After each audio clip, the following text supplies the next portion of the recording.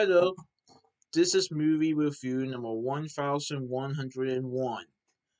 And this movie is Deadpool and Wolverine, aka Deadpool 3. Deadpool and Wolverine, aka Deadpool 3, is a 2024 movie that is directed by Sean Levy, Levy. Sean Levy. So this is from Marvel Studios, and this is part of Phase 5 of the Marvel Cinematic Universe. And I saw this movie on August 31st, 2024 at CMX Liberty Luxury 15 in Cinebistro in Liberty Township, Ohio. So, Deadpool and Wolverine, I would say, is the first movie since Disney acquired Fox for Marvel to have a movie that was based on X-Men characters, or a character that was part of the X-Men universe. So between 2000 and 2020, the X-Men film series had 13 films regarding the X-Men and other members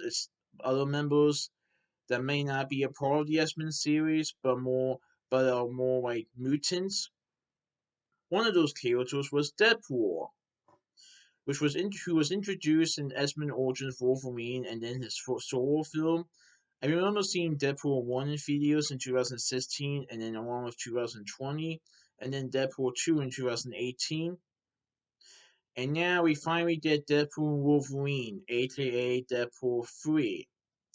So, it was a little interesting how the movie was able to adapt with the fact that the previous movie, Deadpool 2, was not part of the Marvel Cinematic Universe, but now Deadpool is a part of the Marvel Cinematic Universe. I like how they did that. I won't discuss too much detail about that, but let's just say it had to do, part of it had to do with what Deadpool did at the end of Deadpool 2. Like, at the end of Deadpool 2, we see Deadpool going back in time, fixing some stuff, and a little bit, I will say, is what occurred for him to be part of this Marvel Cinematic Universe. But I'll let you guys see the movie for yourselves for more information on that. But anyway, in this film, Deadpool and Wolverine, Wade Wilson is retiring at Deadpool. He is a salesman, a not successful salesman, but is interested in joining the Avengers. And let's just say that he kind of gets a little toned down from the Avengers. And so he's just trying to have a nice, peaceful life. He's trying to spend some more time with his friends and family, and isn't really sure on how to proceed with his new life. But his peaceful existence comes crashing down when the TVA, or the Time Variance Authority, recruits him to help safeguard the multiverse. The Time Variance Authority you probably saw from the TV series Rookie, but um, I won't say if anyone who was in the Rookie TV series makes an appearance in Deadpool and Wolverine. I might just say there might be a brief cameo on one of them, but I won't say who it is. So Deadpool is being recruited to help safeguard the multiverse, and he soon reunites with his would-be pal Wolverine to complete the mission and save his world from an essential threat. So, so even though Deadpool and Wolverine were part of the X-Men film series, the only movie where we actually saw these two characters together was in X-Men Origins Wolverine. But at the same time, this wasn't when Wade Wilson officially became Deadpool yet.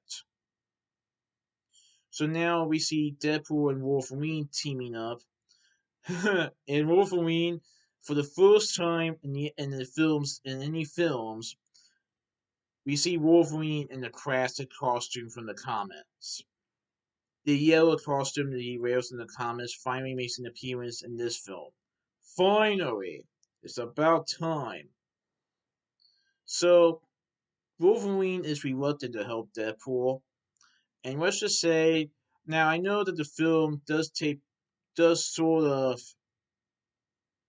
it's kind of hard to explain, but It doesn't interfere with the offense of Wolverine. How about that? You might see some scenes that could affect the offense of Wolverine, but it really doesn't. That's all I want to say on that. And even though Wolverine is reluctant to help Deadpool, he decides to anyway. And so this movie is a movie about Deadpool and Wolverine trying to be nice to each other, trying to not get on each other's throats, and trying to save the world from a new threat,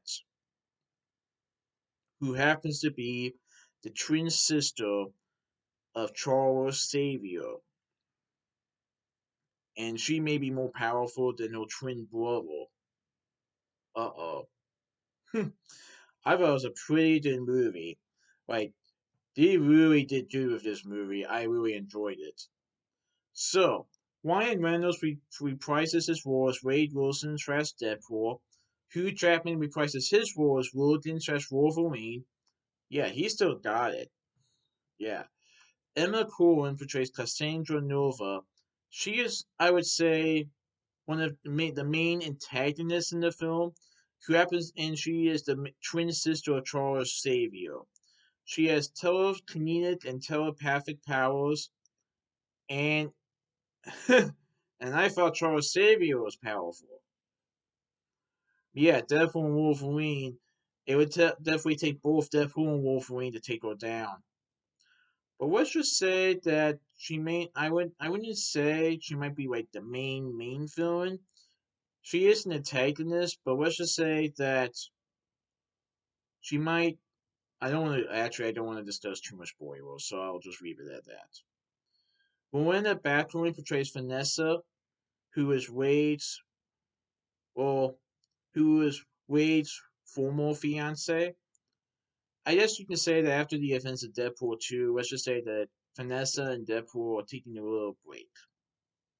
Rob Delaney portrays Peter Wisdom, who was in Deadpool 2, who is a car salesman alongside Wade. Wesley Odlums portrays Brian Owl, who is Wade's elderly roommate. Aaron Stanford portrays John Allardyce portrays Pyro. He is looking for Cassandra in the film. And then Matthew McRadian portrays Mr. Paradox. He is an agent from the TVA who recruits Deadpool to help save the multiverse. But let's just say that there was something about the TVA that Deadpool doesn't find out until later. And let's just say that Mr. Paradox, he may not be completely honest with Wade about this threat.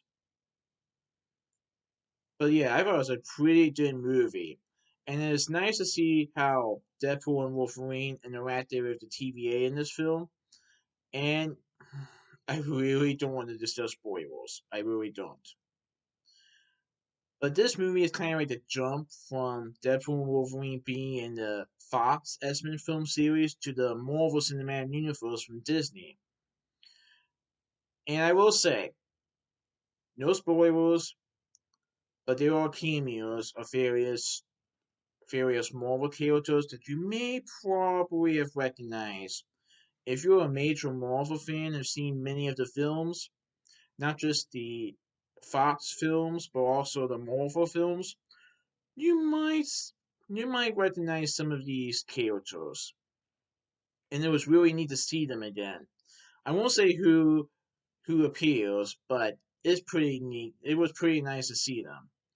I like how Kevin Feige's dream of bringing a lot of Marvel characters to Devil was definitely accomplished in this film, along with the Avengers films themselves. Yeah, but I thought it was a pretty good movie, really great movie. And I will also say that there were two end credit scenes, and one of them is like the tribute for 20th Century Fox. And I thought it was a pretty neat theme that they did during the end credits. Um, So I don't know what the future will hold for Deadpool and Wolverine. I heard there might be a Deadpool 4, but I'm not sure. I don't know if Hugh Jackman will ever be Wolverine again, but who knows? Anything could happen. And it'll be interesting to see what will happen in the upcoming films from the Marvel Cinematic Universe that revolve around the multiverse, especially the upcoming Avengers films that are like the end of this saga, this multiverse saga. But we will see. But Deadpool Wolverine is pretty great. Pre-see it. It's a pretty great film. And it's the first movie in the Marvel Cinematic Universe to earn an R rating. And yet, so far, it has grossed more money than any other R rating film has ever done at the box office. So that was pretty neat. So that's my movie review of Deadpool and Wolverine. Please enjoy my next movie review. Alright, goodbye.